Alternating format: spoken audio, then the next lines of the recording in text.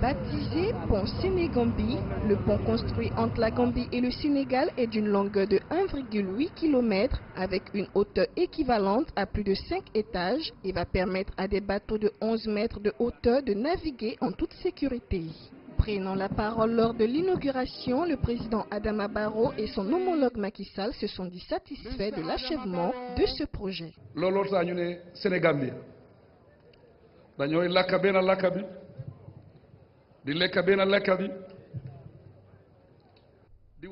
Sénégal et la Gambie ne peuvent avoir que la paix.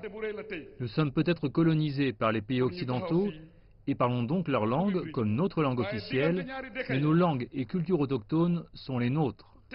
Les avantages du pont concernent les deux peuples, mais le pont appartient à la Gambie. C'est en Gambie. Ce 21 janvier 2019 est un jour historique dans les relations anciennes de parenté, d'amitié et de bon voisinage entre les peuples gambiens et sénégalais. Ce jour est également un grand jour pour l'Afrique, dans sa marche inexorable vers son unité. Nous sommes réunis par l'histoire, unis par la géographie, unis par les liens du sang, unis par un destin commun. Plus qu'un pont, cette infrastructure grandiose porte le symbole de ces liens de fraternité sénégambienne. Ces liens qui font que chaque Gambien est chez lui au Sénégal et chaque Sénégalais chez lui en Gambie. Le pont Sénégal-Gambie va aussi faciliter la libre circulation des personnes, des biens et services entre les pays de la communauté économique des États d'Afrique de l'Ouest.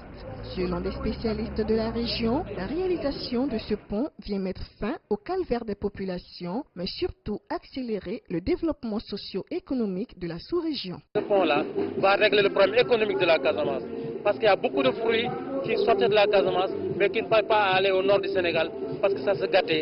Les camions devaient faire 2 à 3 semaines avant de traverser le bac. La souffrance des populations du sud également, c'est que le ravitaillement, les produits qui devaient venir de Dakar pour arriver dans la région sud posent problème. Il y a une inflation, les prix sont augmentés. La réalisation de ce pont est venue à son heure parce que c'est une souffrance qu'elle enlève de la population de la Casamance.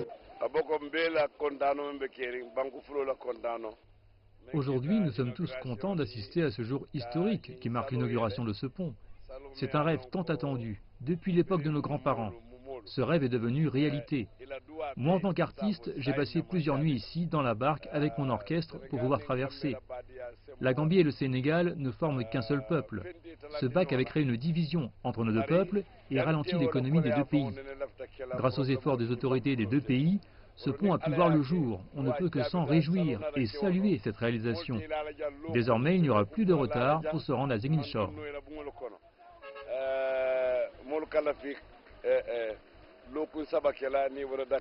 Rappelons que cette infrastructure sous-régionale avait toujours été rejetée par la partie gambienne sous le régime de l'ex-président Yahya Jammeh. Son ouverture est donc considérée aujourd'hui par certains observateurs comme un symbole d'entente retrouvée entre la Gambie et le Sénégal.